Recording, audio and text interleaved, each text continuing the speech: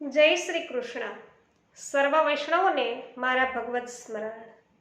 શ્રી ગોસાઈજી પરમ દયાલ કી જય. સર્વ વૈષ્ણવજનોનું પુષ્ટિ સત્સંગ ચેનલમાં હાર્દિક સ્વાગત છે. વૈષ્ણવો, આજે સત્સંગમાં 252 વૈષ્ણવોની વાર્તામાં વૈષ્ણવ છે 87માં ગોપાળદાસ ભીતરિયા સાચોરા બ્રાહ્મણની વાર્તા કરીશું. તો વૈષ્ણવો, આપ બધા વિડીયોના અંત સુધી જોડાયેલા રહેજો. હજુ સુધી આપે પુષ્ટિ સત્સંગ ચેનલને સબસ્ક્રાઇબ ન કરી હોય તો અવશ્ય કરી લેજો, જેથી વૈષ્ણવો તમને પુષ્ટિ માર્ગીય દરેક પ્રકારના સત્સંગો આ ચેનલ દ્વારા રોજે રોજ પ્રાપ્ત થતા રહેશે. સાથે સાથે તમને સત્સંગમાં આનંદ આવે, કોઈ સારી માહિતી પ્રાપ્ત થાય તો અવશ્ય વિડીયોને લાઈક, કમેન્ટ અને શેર કરવાનું ભૂલશો નહીં, જેથી દરેક વૈષ્ણવોને આ સત્સંગનો લાભ મળી શકે. તો વૈષ્ણવો, હવે શ્રી ગુસાઈજીના સેવક ગોપાળદાસ ભીતરિયા સાચોરા બ્રાહ્મણ ગુજરાતના રહીશ તેમની વાર્તાનો ભાવ કહીએ છીએ. એ સાત્વિક ભક્ત છે. લીલામાં એમનું નામ સહોદરી છે. આ પૂર્વે દ્વારિકા લીલામાં વિમળાની સખી હતા અને વિમળાથી પ્રગટ્યા છે એટલે એમના ભાવરૂપ છે. તેથી તે વ્રજ લીલામાં વૈષ્ણવો આ પ્રકારે લીલા કરી રહ્યા છે. એ ભ્રમિતાની સંગાથે ગોપી તલૈયા પર આવી હતી. એને પણ પુષ્ટિ લીલાનો અનુભવ થયો હતો, તેથી એ વ્રજ લીલામાં પ્રાપ્ત થઈ. એ વાત ઉપર વૈષ્ણવો છે આગળ પણ આપણે સાંભળી ચૂક્યા છીએ. તો ગોપાળદાસ ભગવદ ઈચ્છાથી ગુજરાતમાં એક સાચોરા બ્રાહ્મણને ત્યાં જન્મે છે. 20 વર્ષની વયે તેઓ પિતાની છત્રછાયા ખોવે છે. એ પછી કેટલાક દિવસે શ્રી ગુસાઈજી શ્રી રણછોડજીના દર્શને દ્વારિકા પધારવા નીકળે છે અને એના ગામમાં જ મુકામ કરે છે.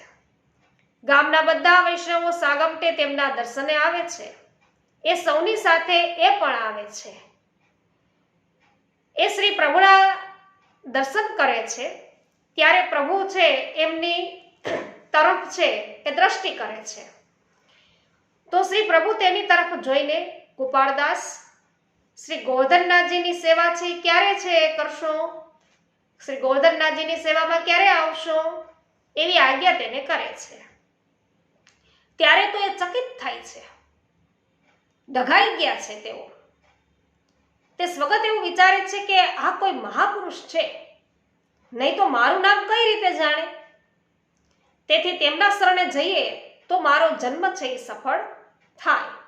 તો એમના શરણે જઈને જ છે એ મારો જન્મ છે એ સફળ કરું તો સારું. પછી તે બંને હાથ જોડીને વિનંતી કરે છે કે મહારાજ, હું આપના શરણે છું, તેથી કૃપા કરીને આપનો સેવક કરો. તો વૈષ્ણવ, અહીંયા શ્રી ગુસાઈજી તેમને નામ દઈને બોલાવે છે, તેથી તે ચકિત થાય છે. તેથી કૃપા કરીને આપનો સેવક કરો એમ તે છે શ્રી ગુસાઈજીને કહે છે. એને એવું થાય છે કે મને નામ દઈને બોલાવ્યા તો તેઓ અવશ્ય મહાપુરુષ છે, તેમને નહીતર તો મારા નામની કઈ રીતે જાણ થાય. તો અહીં ધ્યાન આકર્ષક એવો મુદ્દો એ છે કે મહાન પુરુષના શરણે જઈએ ને વૈષ્ણવો તો જન્મારો છે કૃતાર્થ થાય છે. શ્રી પ્રભુ પ્રસન્ન થઈને તેમને નામ નિવેદન કરાવે છે અને તે તેમને વિનંતી કરે છે કે મહારાજ, કૃપા કરીને મને આપના ચરણારવિંદની ટહેલ સેવા આપો તો ઠીક. ત્યારે શ્રી પ્રભુ તેને શ્રી ગોવર્ધનનાથજીની સેવા કરો અને અમારી ટહેલ પણ કરો એમ કહે છે. તો તે તેમને એક ઓર વિનંતી કરે છે, બીજી એક પણ વિનંતી કરે છે કે મહારાજ, મારી પણ આ જ ખેવના છે, મારી પણ એ જ ઈચ્છા છે, તેથી આપ મને આપનો જાણીને ચરણારવિંદ પાસે રાખો, તમારી પાસે રાખો એમ. તો ગોપાળદાસને શ્રી ગુસાઈજીની કૃપાથી શ્રી ગોવર્ધનનાથજીની સેવાનો અને શ્રી ગુસાઈજીની ટહેલ કરવાનો એમ બેવડો મોકો છે એ મળે છે. પછી તે શ્રી પ્રભુની સાથે દ્વારિકા જાય છે. માર્ગમાં રોજ તે પ્રભુના વસ્ત્રો ધોવે છે અને તેમની આજ્ઞાથી રસોઈ ઉપરની સેવા પણ એ કરે છે. આમ કરતા કેટલાક દિવસે શ્રી પ્રભુ દ્વારિકાથી શ્રી શ્રીનાથ દ્વાર છે પધારે છે અને તે પણ તેમની સાથે અહીં આવે છે અને શ્રી ગોવર્ધનનાથજીના દર્શન કરે છે. હવે એમનો આપણે વાર્તા પ્રસંગ પહેલો સાંભળીએ. વૈષ્ણવો, તેનો સ્વભાવ છે એ ખૂબ જ સરળ હોય. શ્રી ગુસાઈજી પોતે તેને શ્રી ગોવર્ધનનાથજીની રસોઈ સેવા સોંપે છે. તે ખૂબ પ્રીતિથી કરે છે. થોડાક દિવસોમાં એને શ્રીનાથજી સાનુભાવ જણાવે છે. તેની સાથે તેઓ પ્રત્યક્ષ વાતો કરે છે. શ્રીનાથજી છે આ ગોપાળદાસજી સાથે પ્રત્યક્ષ વાતો કરે છે. તો શ્રી ગુસાઈજી આ બધી વાત રૂઢી રીતે જાણે છે. તો ગુસાઈજી પણ આ વાતથી વાકેફ છે કે પ્રભુ છે એ આ ગોપાળદાસ સાથે સુંદર રીતે વાતો કરે છે. તેના પર શ્રીનાથજીની આવી કૃપા થઈ છે. તો ક્યારેક ક્યારેક શ્રી પ્રભુ તેને શ્રીનાથજીની વાતો પૂછે ને બધી તે સરસ રીતે તેમને કહે. તો તેના સરળ એવા સ્વભાવથી છે એ રાજી થઈને શ્રી ગુસાઈજી એમને શ્રી ગોવર્ધનનાથજીની રસોઈની સેવા સોંપે છે, જે તે ખૂબ જ પ્રીતિથી કરે છે. તેથી શ્રીનાથજી પણ વૈષ્ણવો તેને સાનુભાવ જણાવવા લાગે છે. એક વખત શ્રી પ્રભુ શ્રીનાથ દ્વાર હોય છે, એટલે કે શ્રી ગુસાઈજી છે એ શ્રીનાથ દ્વાર હોય છે, અને એક દિવસ તેઓ ભોજન બાદ પોતાની બેઠકમાં બીડા આરોગી રહ્યા છે. અડધું બીડું આરોગ્યું હતું અને અડધું શ્રી પ્રભુના હસ્તમાં હતું. ત્યારે ગોપાળદાસ શ્રી પ્રભુની બેઠકમાં ધોતી સૂકવીને આવે છે. દંડવત કરીને તેમને વિનંતી કરે છે કે રાજ, હું અપ્સરા કુંડથી ધોતી ધોઈને આવતો હતો ત્યારે શ્રીનાથજી પૂછડી બાજુ બિરાજતા હતા કે, અને મને જોઈને તેમણે કહ્યું કે અમે ભૂખ્યા છીએ. શ્રીનાથજી કહે છે કે અમે ભૂખ્યા છીએ, તો જેથી શીતળ ભોગની સામગ્રી ત્યાં મંગાવીએ છીએ એમ કીધું. તો શ્રી પ્રભુ તરત જ સ્નાન કરીને પર્વત પર પધારીને સામગ્રી સિદ્ધ કરી અને થાળમાં સાજીને ઉપર વસ્ત્ર છે લપેટીને પોતાના ખભે ધરી અને ખુલ્લા ચરણે ગુસાઈજી ત્યાં પધારે છે કે જ્યાં શ્રીનાથજી ખેલી રહ્યા છે. અને ત્યાંથી ધર્મદાસ ગ્વાલ છે આવતો હતો અને તે માર્ગમાં શ્રી પ્રભુને મળે છે. એટલે શ્રી પ્રભુને પૂછે છે કે મહારાજ, આપ આ સમયે ખુલ્લા ચરણે ક્યાં પધારો છો?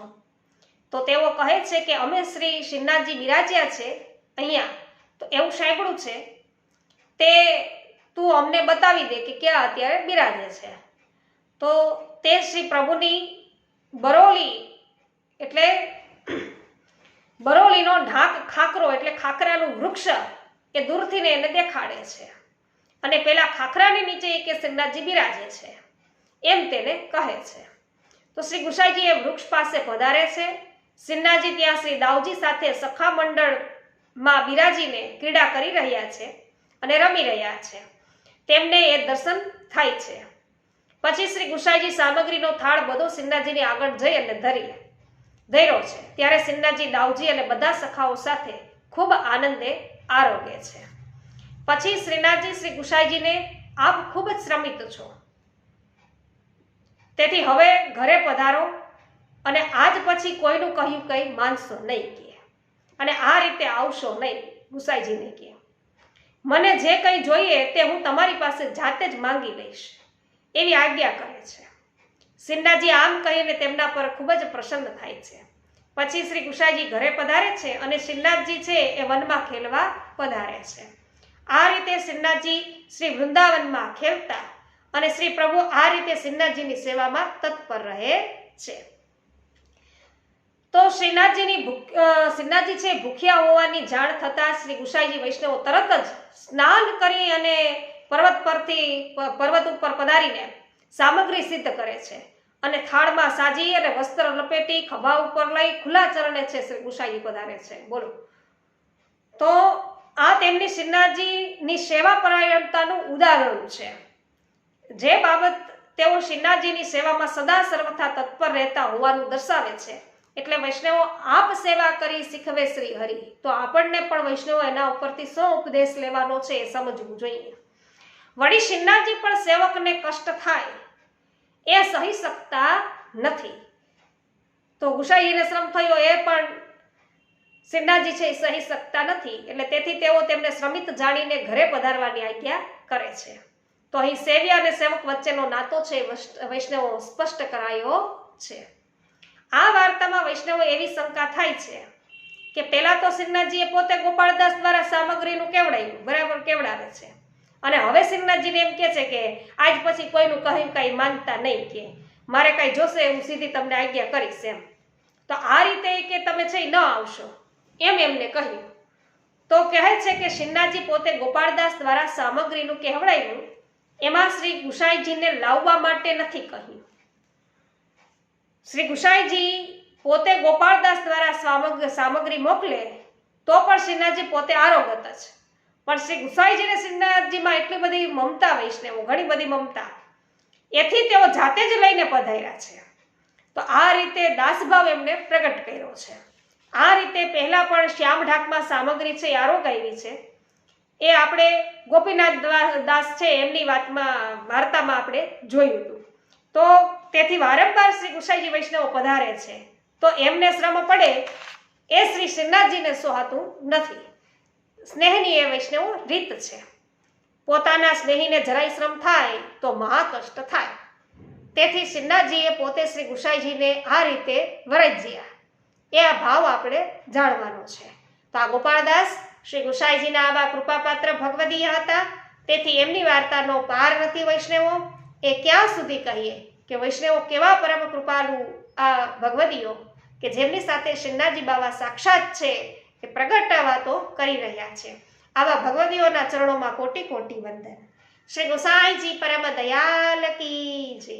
વૈષ્ણવો તમને વાર્તા પ્રસંગમાં આનંદ આવ્યો હોય તો અવશ્ય વિડીયોને લાઈક, કમેન્ટ અને શેર કરવાનું ભૂલશો નહીં. સર્વને મારા જય શ્રી કૃષ્ણ.